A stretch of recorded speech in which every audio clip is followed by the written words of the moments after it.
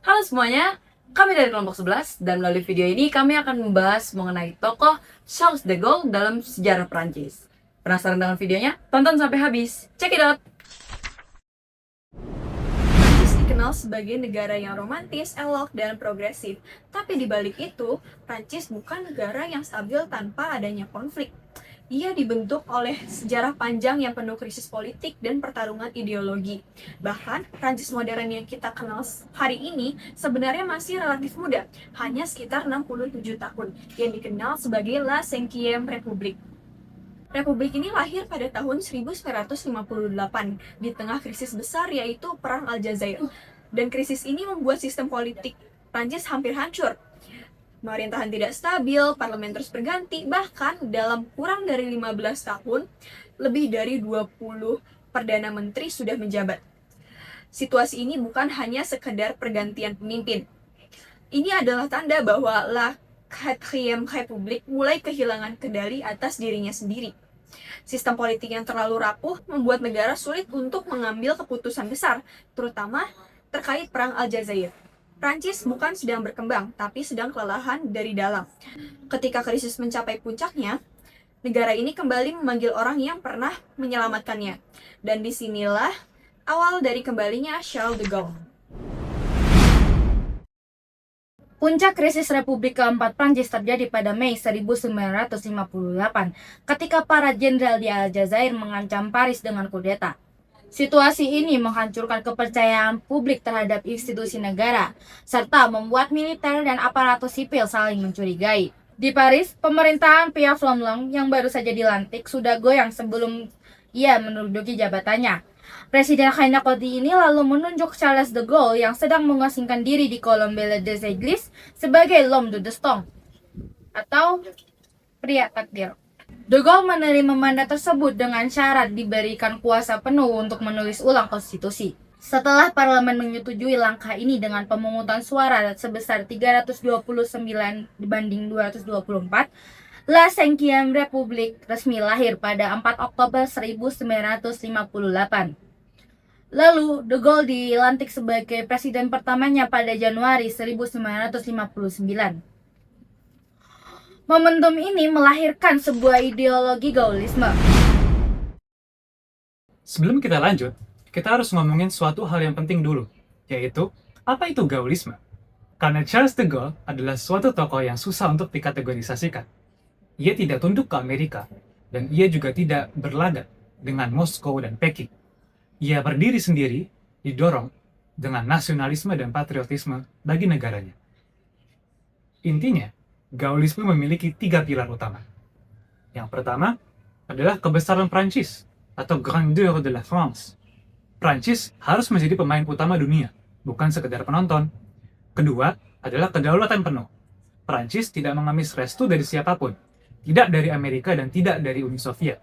Prancis milik Prancis. Ketiga, negara yang kuat. De Gaulle percaya demokrasi, tapi dengan kekuatan penuh di tangan eksekutif. Konstitusi La Cinquième République yang ia rancang memang sengaja memusatkan kekuasaan di tangan eksekutif. Parlemen tetap ada, tetapi presidenlah yang memegang kemudi.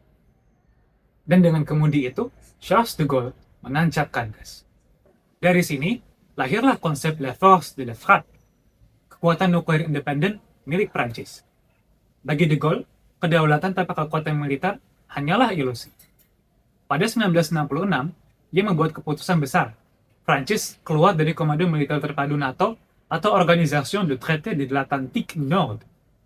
Bukan keluar dari NATO sepenuhnya, tetapi keluar dari struktur komandonya. Akibatnya, markas NATO pindah dari Paris ke Brussels. Kita juga harus mendalami tokoh Charles de Gaulle secara pribadi untuk memahami ideologi dan pemikirannya. Lahir 1890, ia berpartisipasi pada Grande Guerre, menjadi sersan di l'Arme de Terre pada waktu itu. Saat perang, ia dikenal karena keberaniannya untuk mendekati musuh dan aktif maju di medan perang. Di sini, ia kerap dijuluk sebagai Le Grand Asperge, dari tinggi dan hidungnya yang mirip asparagus. Walau ditangkap oleh pasukan Jerman pada Perang Dunia Pertama, suaranya dalam kurungan malah menguatkan auranya sebagai tokoh yang patriotis dan nasionalis, memberinya prestis sebagai tokoh pejuang nasional. Setelah perang, Doktrin dan pemikiran Charles de Gaulle yang mengedepankan mekanisasi perperangan menjadi suatu hal yang populer, baik dalam pemikiran militer Prancis maupun luar. Perang Dunia Kedua memastikan de Gaulle sebuah halaman Wikipedia yang penuh.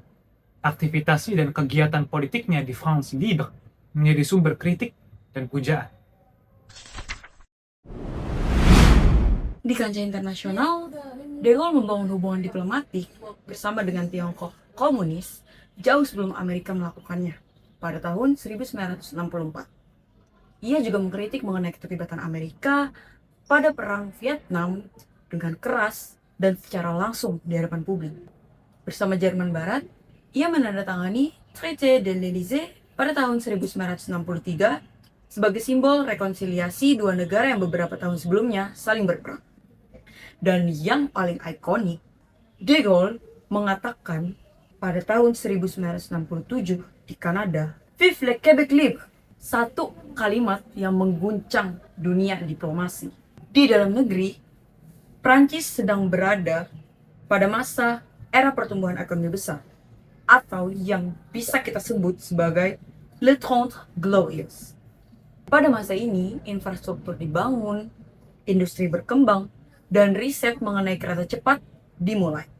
Namun, kemajuan itu juga membawa ketegangan. Pada Mei tahun 1968, mahasiswa turun ke jalan.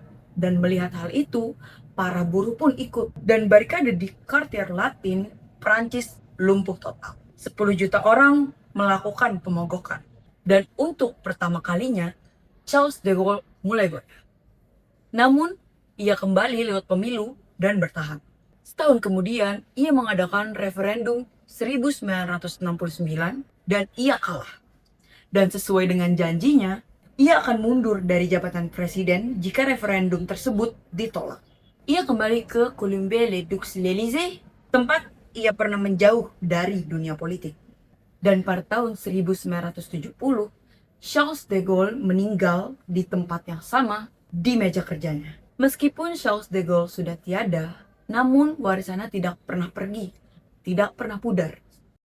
La Cinquième République yang ia bangun masih berdiri hingga hari ini. Dan dari perjalanan Charles de Gaulle, ada satu hal yang bisa kita pelajari, yaitu bahwa kepemimpinan bukan hanya tentang berada di puncak kekuasaan, namun tentang keberanian untuk mengambil keputusan di saat negara berada di titik yang paling rapuh.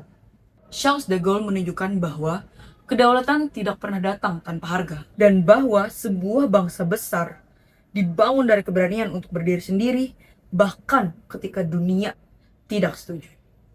La France n'est pas seulement un pays, mais une décision qui s'est répétée à travers le temps. Prancis bukan hanya sebuah negara, tapi keputusan yang terus diulang sepanjang waktu.